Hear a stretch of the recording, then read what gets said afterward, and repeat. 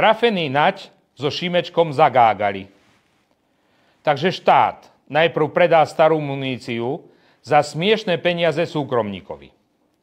Potom to od nich Naď nakúpi späť za šialené peniaze a obratom to pošle celé na Ukrajinu. A ešte si celý tento kšeft nechá preplatiť z európskych peňazí.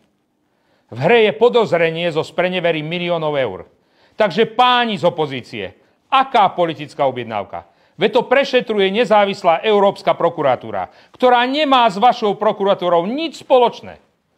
Toto nie je vážne podozrenie.